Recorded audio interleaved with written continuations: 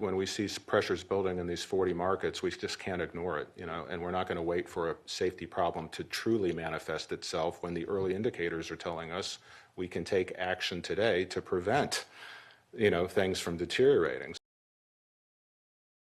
I am worried about coming home. Boston's Logan Airport is filled with anxious travelers after the FAA announced that airlines must slash flights by 10% in 40 high-volume markets. Logan joins Phoenix, Atlanta, and all 3 major New York City airports, all expected to see hundreds of delays and cancellations throughout the coming days. According to the FAA, the reductions would start tomorrow at 4% and raise to 10% by next week. We are starting to see some evidence that fatigue is building in the system in ways that we feel we need to work towards relieving some of that pressure. They need to figure their stuff out. They need to figure their stuff out. Sean Horton is headed to Tampa to watch the Pats take on the Buccaneers. He's already making plans in case he can't make it home Monday. Enjoy the sun. Maybe get a bartending job, depending on how long I'm there for. Massport confirming they do anticipate delays and cancellations, adding, quote, "Our federal partners have continued to come to work admirably under challenging circumstances, and we remain in close communication with them as well as with our airline partners to minimize disruptions and keep passengers informed." But with no end to the government shutdown in sight, passengers are wondering what this means for the holidays. I live in Atlanta, busiest airport. I have kids traveling from New York, D.C., and Boston for Thanksgiving. I'm just hoping for safety, first of all, and timeliness.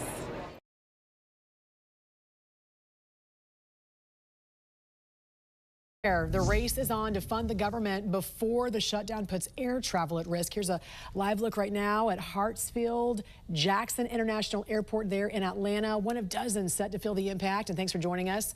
I'm Jan Jeffcoat. It is Thursday, November 6th. The Transportation Department warned it would have to start cutting flights over dozens of U.S. airports by this time tomorrow because air traffic controllers aren't getting paid. They're calling in sick. Let's get right to Mark Boyle at the live desk for the latest on the travel warnings and where that shutdown stands now in its 37th day, the longest in history, Mark. In terms of the shutdown, it is in the same exact place as it was when you went to sleep last night. There's no real movement, and if things don't change by end of business today, when we wake up this time tomorrow in 24 hours, 10% of the flights that are in the air will not be there. So you take 100%, subtract 10. That's where things will be, thanks to the FAA saying they're doing it for safety. Transportation Secretary Sean Duffy made this announcement, and he said that it's going to affect the nation's airports like Atlanta. To Washington Reagan, here to my left as we get a live look this morning. All of this stems from the strain being put on air traffic controllers. Many of them are calling out. They're not going in and refusing to work without pay. Because of that, we have seen staffing pressures throughout our airspace. Those who travel will see that we've had more delays. We've had more cancellations. We do not want to see disruptions. And here's how this will work starting tomorrow. About 10% of flights will be cut at 40 airports nationwide. And we're going to see that cut affect thousands of flights starting in the morning. Right now, this map tells the story where those locations are. These are the airports that will see the effects from Tampa and Orlando down in Florida, up and down the East Coast, D.C., New York, Chicago, Texas, California at the West Coast, Alaska, and even Hawaii will get on this as well. If you are flying, there are some ways to work around this. At least try and have a backup option by booking an additional flight, perhaps with a refundable ticket. Yes, it will be more money, but it's a backup. Consider it like insurance. Use miles to book. The airlines will let you put those miles back into your account. You can cancel right up to boarding for most airlines. Identify nearby airports. If you're flying to Orlando, maybe book a flight to Tampa. It's about an hour-and-a-half to 2-hour drive. Not terrible, again, if you have to go. And try to avoid connections. The non-stops will save you in this situation. Airlines putting out statements overnight. United sent a statement to customers. You may have woken up to see this in your inbox. Even non-refundable tickets, basic economy will get full refunds. If all of this happens, if the shutdown continues and these delays and cancellations start, you'll get your money back. That is certainly good news. We'll keep you up to date on this. New updates from the FAA as we get it at the live desk. I think it's going to have a huge impact. And listen, this is yet another example of the kind of chaos that Donald Trump has brought to our country. I mean, listen, Republicans control the White House, they control the House, they control the Senate. They got to reopen the government, and they got to pay these workers who do really critical tasks for us, like keeping us safe when we're in the skies. It's time for them to get this over with and get people back to work, pay folks, and end this shutdown.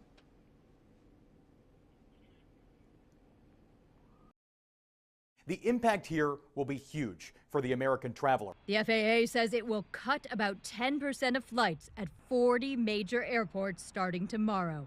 That's unless the government reopens. The reason? Air traffic controller shortages. FAA facilities report more than 400 of them since the shutdown began. They're not calling in sick. They're calling in saying, I don't have childcare today. What do you want me to do? A controller union leader says the need to address the strain on the system is urgent. The FAA agrees. And we're not going to wait for a safety problem to truly manifest itself when the early indicators are telling us we can take action today to prevent, things from deteriorating. An airline source says companies got about an hour's notice about the plan. Now they're scrambling to adjust their flights. United says it aims to keep hub-to-hub schedules normal, but the CEO of Frontier Airlines warns some passengers could get stranded. He suggests people flying Frontier within 10 days book backup tickets. Across airlines, passengers leaving tomorrow might not get much warning if they're affected. That's because the FAA initially declined to name the impacted airports. What the FAA is talking about here is equivalent to canceling about 4,500 flights a day. By my math, that's about 30% worse than the worst day for flight cancellations in the last year. I'm Amy Kiley reporting.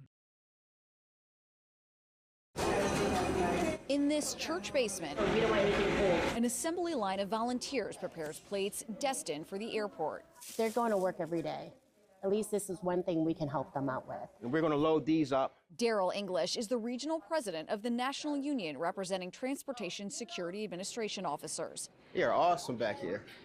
On a crisp Monday morning, he and other union reps load up coolers, then drive an hour to deliver free meals to TSA officers at Chicago Midway International Airport.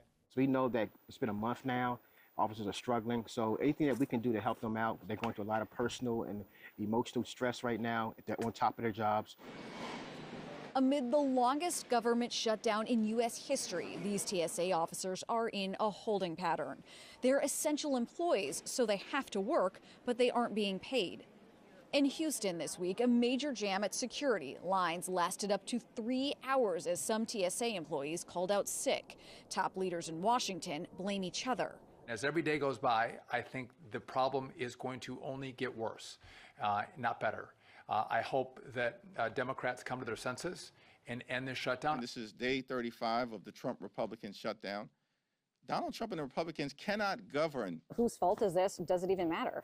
Well, at this point, it doesn't matter because at the end of the day, it's about who's going to help us get fed. So we're not trying to point fingers at it. We're just trying to bring people together. I felt like I was pushed into a corner. Roxy Knightley was a TSA officer until Friday, when she says she resigned. I tried to push through for as long as I could, but my lease is literally about to end within the next 2 weeks. And landlords require 2 pay stubs. I do not have 2 recent pay stubs. Now, Roxy is moving out of state to live with a friend. I kind of feel a little bit lost, to be honest with you, because I did, intend to continue working as a transportation security officer. It definitely was not an easy decision for me to have to make. It breaks my heart that it's come to this. So what can travelers expect in the coming days, Pete? Not an easy go at it. Supporters say this is about safety, but the critics here are underscoring this and asking, is this about political leverage? Because millions of travelers woke up to emails overnight from airlines warning about possible changes to their flight. This is now the most direct consequence the government shutdown has had on air travel. Airlines caught so flat-footed, really blindsided by this new directive from the Trump administration. I'm told carriers were given less than an hour's notice that the FAA would order flight reductions nationwide by tomorrow morning. Here is the reasoning from the Trump administration. Air traffic controllers just got their new zero pay stub, the second of this government shutdown. Transportation Secretary Sean Duffy says that puts stress in the national airspace system, and it's reached the point where it's no longer safe to operate at full capacity. Here is the new directive broken down. If there's no deal to reopen the government, the FAA will reduce flights by roughly 10% at 40 of the country's biggest airports. An FAA source tells me the list is expected to include what are known as the Core 30 airports. Those are the busiest, most operationally critical airports nationwide. FAA Administrator Brian Bedford says the new policy was guided by safety reports from pilots, not air traffic controllers, that these reductions are intended to protect. Controllers tell me there's a lot of confusion right now among their ranks about how exactly this will be implemented. Also a lot of confusion from the airlines, which are now scrambling to adjust their schedules. All 4 major U.S. airlines say they're complying with this directive. They're giving passengers some outs here, some waivers to change their flights free of charge. And then there's this reaction from Frontier Airlines CEO Barry Biffle. He called the directive unsustainable, saying, quote, "You cannot run the national airspace system like this. This is not how a modern aviation system functions." And he even suggested travelers consider booking a backup ticket on a different airline. Totally unprecedented. You have to put this into context, though. The U.S. handles about 45,000 flights a day. 10% reduction of that number is worse than the worst day for cancellations of the past year. Every day until the shutdown ends. This is not a small tweak. Aviation's a multi-billion-dollar industry, and when you slow the system, you slow commerce, travel, supply chains nationwide. The clock is really ticking now. Never in modern U.S. aviation history has the federal government done an across-the-board cut to flight capacity like this, and it now seems that passengers are really going to be the ones who have to pay for it.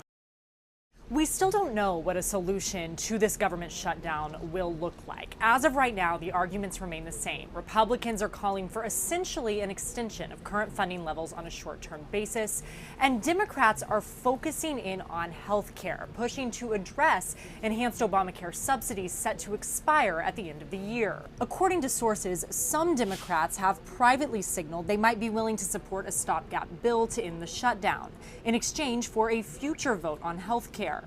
Negotiations, though, are still ongoing, and others in the party are ramping up pressure to not yield without a real healthcare victory. Meanwhile, President Donald Trump continues to pressure Republicans to unilaterally end the lapse in funding by voting to end the Senate filibuster. That is not a likely solution, as GOP leadership have argued for keeping the filibuster in place, asserting that the 60-vote threshold is an important safeguard for them when Democrats are in the majority. Now, as this standstill continues, so does the impact. The FAA announced that it would reduce air traffic at a number of major airports on Friday unless the impasse ends before then. This comes as staffing shortages at terminals are already causing widespread delays, and thousands of air traffic controllers are set to miss their second full paycheck next week. At the White House, I'm Julia Benbrook. As the blame game continues on Capitol Hill, We will not support a partisan Republican spending bill that continues to gut the health care of the American people. We're just not going to have that conversation while Democrats are holding the federal government hostage. the next shutdown pressure point could be the nation's airports. The Trump administration says starting Friday, it will cut 10% of air traffic at 40 busy U.S. airports if the shutdown continues. Transportation Secretary Sean Duffy told Fox News Thursday it's a safety measure. This was not a political decision. This was a data-driven decision to make the right calls, to get ahead of any issues that could happen, in the airspace that could have negative consequences. As essential workers, air traffic controllers are required to be on the job, but are getting their second empty paycheck of the shutdown next week. These are real people dealing with real life circumstances. And when you don't pay somebody for 37 days and say, hey, just keep showing up and do your best, people are going to have issues, and they're mounting daily. More than 5 weeks into the longest government shutdown in U.S. history, air travelers have already seen delays mount. As a traveler, it's very inconvenient for me, but I mean, if you're not paying people right, I completely understand. Some airlines waiving flight change fees ahead of possible disruptions. Meanwhile, the Department of Agriculture revised its guidance on SNAP benefits for November, giving some recipients a boost to their partial payments, but still not the full benefit they rely upon. In Washington, I'm Karen Kafa.